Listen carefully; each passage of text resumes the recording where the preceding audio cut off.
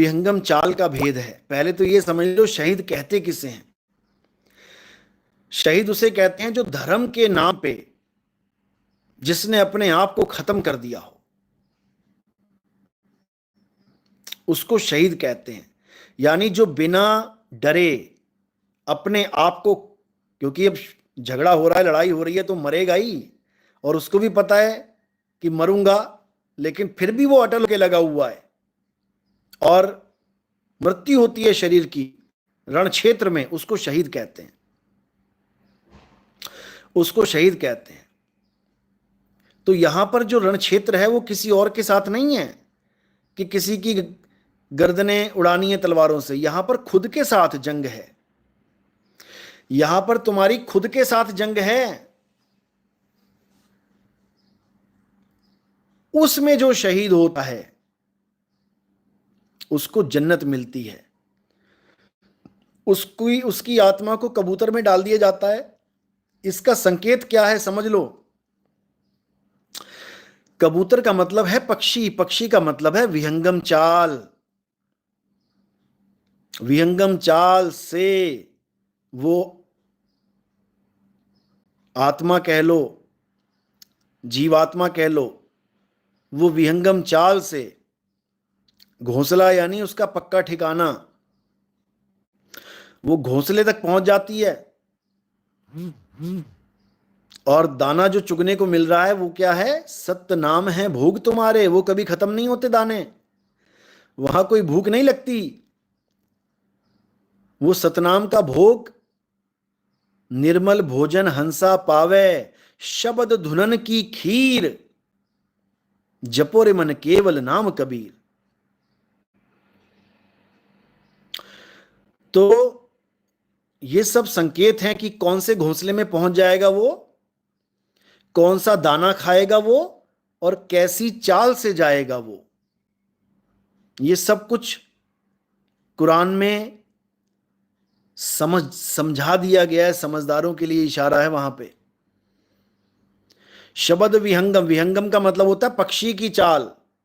कबीर साहब कहते हैं जो मालिक को प्राप्त करेंगे वो कौन सी चाल से प्राप्त करेंगे? पक्षी की चाल से प्राप्त करेंगे। ईसाइयों के यहां भी इसीलिए कबूतर को दिखाया जाता है। आप ईसा मसीह की फोटो देखेंगे तो उनके पास कहीं ना कहीं कबूतर जरूर होगा, दिल बना होगा, दिल में कबूतर होगा। वो कबूतर किसकी निशानी है? विहंगम चाल की निशानी है। शब्द विहंगम चाल हमारी, शब्द विहंगम चाल हमारी, कहें कबीर सतगुरदई तारी। खुले कपाट शब्द झनकारी, पिंड यंड के पार, सो देश हमारा है। कर नैनो दीदार, महल में प्यारा है। ये समझ लो, क्योंकि यहां पर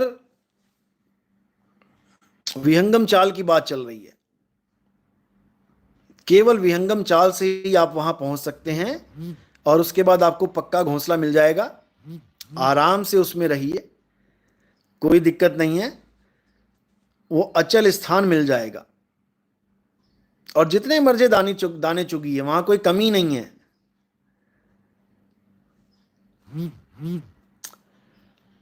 प्रदीप कुमार, गुरुजी विहंगम चाल कैसी होती है? जब आपको दीक्षा मिलेगी, नंबर 2 की दीक्षा मिलेगी। पहली दीक्षा क्या होती है? 52 अक्षरी नाम दिए जाते हैं। क्यों दिए जाते हैं? ताकि पुराने वाले जितने भी नाम आज तक आप जप रहे हो उन सब से आपका मोह भंग हो जाए, इसलिए कुछ नाम दिए जाते हैं। गुरु के नाम, परमात्मा के नाम दिए जाते हैं, ताकि पुराने वाले जितने भी नामों से आप मोह कर बैठे हो कि ये नाम मुझे पार कर देंगे, वो सब आपके दिमाग से डिलीट करने होते हैं। हटा दो उसको। एक छुड़ाए, 52 अक्षरों को छुड़वा देगा, उसका मोह भंग करवा देगा। एक लखाए, तब विहंगम चाल का लखाव करेगा, सार शब्द का लखाव करेगा, निज ज्ञान आत्म ज्ञान का लखाव करेगा। सोई गुरु पूरा कहाए, सोई गुरु पूरा कहाए, जो 2 अक्षर का भेद बताए।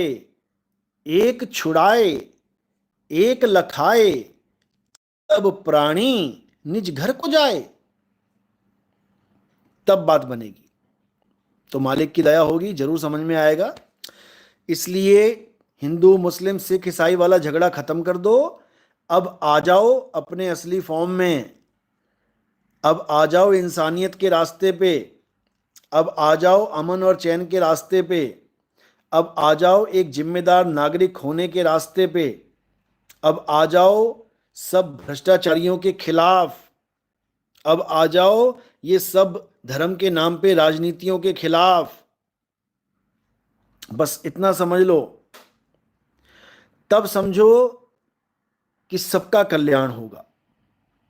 ऐसा कोई नहीं बचेगा जिसका कल्याण नहीं होगा। तो इसको समझो। हिंदू मुस्लिम सिख ईसाई के नाम पे जितने झगड़े हुए हैं उनको भूल जाओ, और अब एक नया